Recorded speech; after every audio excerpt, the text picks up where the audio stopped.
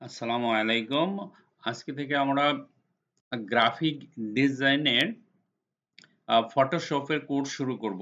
ফটোশপটা আ শুরু করব এইজন্য যারা ফ্রিল্যান্সিং করছেন তাদেরকে ফটোশপ জানতেই হবে। কারণ আপনারা যখন কোনো প্রোডাক্টকে মক আপ করবেন বা আপনি বিভিন্ন সাইজ বা সেটা ম্যানিপুলেটিং করবেন তখন আপনাকে ফটোশপ জানতেই হবে। ফটোশপটা যতগুলো ইন্সট্রুমেন্ট আছে আপনার গ্রাফিক ডিজাইনের ভিতরে তার মধ্যে ফটোশপটা সবচেয়ে বেশি ইম্পোর্টেন্ট। কারণ এখানে আপনি এমন কোনো সেক্টর নাই যেখানে ফটোশপ লাগে না।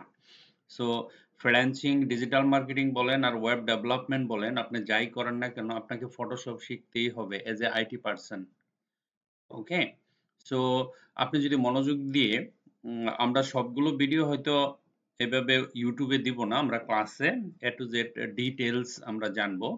আমি বেসিকটা আপনাদের এখানে YouTube এ বেসিক জিনিসগুলি দেখাবো কিন্তু প্র্যাকটিক্যালি ক্লাসে প্রফেশনাল ওয়েতে দেখাবো। ঠিক আছে?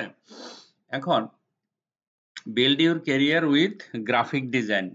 ওকে? Graphic design working with Photoshop. আমরা ফটোশপ নিয়ে আজকে থেকে ক্লাস শুরু করতে যাচ্ছি। বেশি দিন লাগবে না, হয়তোবা ম্যাক্সিমাম 15 দিন বা 20 দিনের ভিতরে কমপ্লিট হয়ে যাবে আমাদের ফটোশপ। হয়তোবা এতদিন লাগবে না। ঠিক আছে? What is Photoshop? একটা প্রশ্ন আছে যে ফটোশপ কি? ফটোশপ হচ্ছে আপনার একটা রাস্টার ডিজাইন। রাস্টার মানেই হচ্ছে রাস্টার ভেক্টর। একটা হচ্ছে ভেক্টর হচ্ছে ইলাস্ট্রেটর, ঠিক আছে? আর রাস্টার হচ্ছে ফটোশপ। ওকে, এখন এই ফটোশপ আমরা কেন শিখবো? ফটোশপ আমরা এই জন্য শিখবো যে এখানে বিভিন্ন ধরনের কন্টেন্ট, ইমেজ, তারপরে অডিও, ভিডিও যা আছে এভরিথিং আমরা এডিট করতে পারি ফটোশপের মাধ্যমে এবং আমাদের ইচ্ছা মতো মক আপ করে সেটাকে প্রেজেন্টেশন করতে পারি কাস্টমারের সামনে বা ক্লায়েন্টের সামনে। এক, দ্বিতীয় কথা হচ্ছে যে এই যে ফটোশপ, এই ফটোশপের মালিক কে বা কই থেকে আসছে, কি অবস্থা, ছোট্ট একটা হিস্ট্রি বলছি অল্প সময়ে। এই ফটোশপটা আমেরিকাতে থমাস এন্ড জন, দুই ভাই, ওরা ছবি এডিট করতে গিয়া বিভিন্ন কাজ করতে গিয়া অ্যাডোবি নামে একটা সফটওয়্যার বানাইছে। ঠিক আছে? মানে একটা ফটোশপের সফটওয়্যার বানাইছে, অ্যাডোবি নাম দেয় নাই, বানাইছে। বানানোর পরে আমেরিকায় একটা কোম্পানি ছিল, তার নাম ছিল অ্যাডোবি। ঠিক আছে? অ্যাডোবিতে বিভিন্ন ধরনের গ্রাফিক ডিজাইন করা হয়। ওই দুই ভাই কি করছে, ওই সফটওয়্যারটা ওদের কাছে বিক্রি করে দিছে 1988 আই থিংক। তো এখন ওই দুই ভাই যখন গ্রাফিক ডিজাইনের এই ফটোশপ নিয়ে কাজ করছিল, ওরা কিছু টাকা বা ডলারের বিনিময়ে অ্যাডোবির কাছে বিক্রি করে দিয়েছে। তখন থেকে এটা অ্যাডোবি ফটোশপ নামে পরিচিত। That's it. এটুক জানলেই হবে। ওকে, তো আমরা হোয়াট ইজ ফটোশপ জানলাম। গ্রাফিক ডিজাইন করার জন্য যে টুলস গুলি ব্যবহৃত হয় সেটাই ফটোশপ।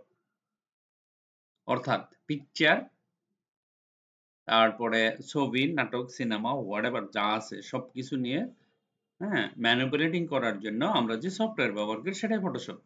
আমার মনে হয় ফটোশপ নিয়ে কারো নতুন করে জানার দরকার নেই, সবাই জানে।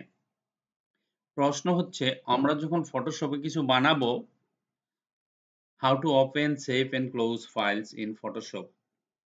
তো আমরা ফটোশপে চলে যাব। এখন ফটোশপে একটা কাজ দেখব, তখন সেই কিভাবে সেটা ওপেন করব এবং কিভাবে সেটা সেভ করব এবং ক্লোজ করব, এই তিনটা জিনিস এই ভিডিওতে দেখানো হবে।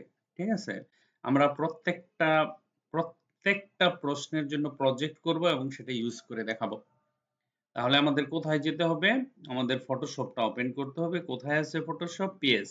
পিএস মানে ফটোশপ। ধরেন আমি পিএস এ ক্লিক করলাম, ফটোশপটা ওপেন হলো। আমরা ফাইলে গেলাম, এই যে ওপেন, দেখেন এখানে লেখা আছে ফাইল ওপেন। তো ওপেনে ক্লিক করলে আমরা ওপেন করে ফেললাম। ঠিক আছে? ধরেন আমরা ফটোশপটা ওপেন করে ফেললাম। এখন এই যে ফটোশপ, এই ফটোশপের মধ্যে ধরেন আমি এখন ছোট্ট একটা কাজ দেখাবো। সাপোজ ধরেন আমরা ডেস্কটপে গেলাম, ওয়ার্ক ফাইলে গেলাম, এফএলআর এ গেলাম। এখান থেকে আমরা সিম্পল কিছু ফটো নিয়ে আসি, যার ছোট্ট একটা প্রজেক্টের কাজ দেখাবো। হতে পারে সেটা ব্যাকগ্রাউন্ড রিমুভ। আচ্ছা, এটা যদি নেই একটা, ধরেন এই ইমেজটা আমরা পিছনের ব্যাকগ্রাউন্ডটা রিমুভ করব, আরেকটা ইমেজের মধ্যে নিয়ে স্থাপন করব। আরেকটা ইমেজ ওপেন করি, সেটা হতে পারে ধরেন এটা এরকম একটা ইমেজ, অথবা এরকম একটা ইমেজ নিয়ে আসলাম। খেয়াল করেন দুটা ইমেজ আছে এখানে। হুম, ইমেজ দুটার মধ্যে আমরা এই ইমেজটার ব্যাকগ্রাউন্ড রিমুভ করে এই ইমেজটা এই ফ্লাওয়ারের এখানে নিয়ে আসব। এটা করে আমি ওপেন সেভ দুইটাই দেখাবো। ঠিক আছে, আমি এখানে গেলাম, এই যে এটাতে যাব, লেয়ারে যাব। ফটোশপ মানেই তো লেয়ার, তাই না? আমরা লেয়ারে যাব, এই যে লেয়ার্স, লেয়ারে গেলাম। যাওয়ার পরে আমরা কি করব, লেয়ারটা তো সিলেক্ট করা আছেই অলরেডিতে। উইন্ডোতে যাব, প্রপার্টিসে যাব। ওকে, প্রপার্টিতে যাওয়ার পরে ধরেন আমরা এখানে গেলাম, এটা এখানে রাখি। আমরা যদি এখানে যাই, দেখেন রিমুভ ব্যাকগ্রাউন্ড নামে একটা জিনিস আছে। একটু সময় অপেক্ষা করি, ব্যাকগ্রাউন্ডটা রিমুভ হয়ে যাবে। আমি সিম্পল জাস্ট সেভ করার জন্য দেখাচ্ছি, এগুলো আমরা পরে করব। দেখেন ব্যাকগ্রাউন্ডটা রিমুভ হয়ে গেছে। এখন মুভিং টুলে ক্লিক করে ইমেজটাকে আমরা এটার উপরে নিব, এখানে রাখবো। ঠিক আছে, এখানে রাখার পরে ধরেন আমরা ইমেজটাকে এখানে রাখলাম, এখানে রেখে ধরেন আমরা এই জায়গাতে রাখলাম। ঠিক আছে, অথবা আমরা কন্ট্রোল টি চাপ দিব। কন্ট্রোল টি চাপ দিলে ইমেজটা সিলেক্টেড হয়, তাই না? তো এটাকে একটু বড় করলাম, সাপোজ ধরুন এখানে রাখলাম। রাখার পরে এই যে এই জায়গাতে ক্লিক করবেন। দেখেন একটা ইমেজকে আমরা একটা ইমেজ থেকে আরেকটা ইমেজে নিয়ে আসলাম। আসার পরে ব্যাকগ্রাউন্ড রিমুভ করে তার পিছনে একটা ব্যাকগ্রাউন্ড দিলাম। দেওয়ার পরে আমার যে কাজটা এখন হবে সেটাকে সেভ করা। সর্বপ্রথম সেভ। সেভ করার জন্য ফাইলে যাবেন। দেখেন অনেকগুলো পদ্ধতি আছে, সেভ, সেভ এজ। আপনি যদি সেভ করেন তাহলে সেভ হবে, আর সেভ এজ এ, তবে সেভ এজ করলে বেটার। ধরেন সাপোজ সেভ এজ করলেন, তখন এটা আবার ক্লিক করলে পিএইচডি তে সেভ করতে পারবেন। ওকে, তো আমি এখন সেভ অন ইউর কম্পিউটারে ক্লিক করলাম। স্টেপগুলো দেখেন। তো এখানে লেখা আছে ফটোশপ পিএইচডি, আমি পিএইচডি তে সেভ করতে চাচ্ছি ডেস্কটপে। আমি ডেস্কটপে ক্লিক করলাম, তারপরে পিএইচডি 16, সমস্যা নেই। এখন আমি সেভ করলে এটা পিএইচডি আকারে ডেস্কটপে সেভ হয়ে যাবে। এক নাম্বার সেভ। 2 নম্বরে আসলাম, আমি ছবিটা জেপিজি তে সেভ করতে, এক্সপোর্টে যাবেন। এক্সপোর্ট কোথায় আছে? হ্যাঁ, এই যে এক্সপোর্ট সেভ ফর ওয়েব লেখা আছে, এখানে যাবেন। যাওয়ার পরে আমরা এটা জেপিইজি তে সেভ করব। ধরুন আমরা এখানে গেলাম, যাওয়ার পরে আমরা এই ছবিটাও সেভ করলাম। ঠিক আছে, কোথায়? ডেস্কটপে। ওকে, ডেস্কটপে সেভ করার পরে ধরেন আমরা জাস্ট খালি এখানে একটা নাম দিলাম, সেভ হয়ে গেল। আবার এটাকে যদি পিএনজি তে সেভ করতে চাই, এক্সপোর্টে গেলেন, এক্সপোর্টে যাওয়ার পরে ওয়েব লেগাসিতে গেলাম। এখানে গেলেই পাবেন আপনি পিএনজি 24। ধরুন আমি এখানে সেভ করব, এই ছবিটা আমি পিএনজি তে সেভ করতেছি। সেভ করেন। সেভ করার পরে আবার সেই একই কাহিনী, ডেস্কটপে যাব। ডেস্কটপে গিয়ে আমি সেভ করলাম। ওকে, তো এইভাবে আপনি যে কোনো প্রকার সেভ করতে পারেন। সেভ করা শেষ। এখন যদি আমরা ডেস্কটপে যাই, তাহলে আমরা ছবিগুলি দেখতে পাবো অবশ্য। এই দেখেন আমার কয়টা, একটা, দুইটা, তিনটা। এই যে তিনটা ছবি আমার সেভ হয়েছে। একটা ছবি যেটা পিএইচডি তে সেভ করছিলাম, দুইটা ছবি, এই যে আরেকটা ছবি, তিনটা ছবি। ঠিক আছে, এখন যদি আমি এখানে ক্লিক করি তাহলে আমার ফটোশপের এডিট অপশন চলে আসবে। আর যদি এখানে সেভ করি জেপিজি, তাহলে ওয়েবসাইটের জন্য এটা রেডি। আর এটা হচ্ছে লোগো টোগো বিভিন্ন পিএনজি তে বানানো যায় বা ব্যাকগ্রাউন্ড দেওয়া যায় ছবিতে। তাহলে আমি একটা ছবি কি করলাম, ব্যাকগ্রাউন্ড রিমুভ করলাম। ঠিক আছে, তারপরে ব্যাকগ্রাউন্ড রিমুভ করে ৩ টা পদ্ধতিতে সেভ করলাম। সেভ করে আপনাদের দেখালাম। ঠিক আছে? আমি দেখাই, এটা যদি ওপেন করি তাহলে ডাইরেক্ট একবার আপনার ফটোশপ ওপেন হবে। গেল এটা। এটা যদি ওপেন করি তাহলে দেখেন জেপিইজি-তে ওপেন হয়ে যাবে আপনার এখানে। এই যে আপনার প্র্যাকটিসের জন্য এটা ওপেন হয়ে গেল। ওকে? পিএনজি-তে যদি ওপেন করি তারপরেও সেটা ওপেন হয়ে যাবে। ঠিক আছে?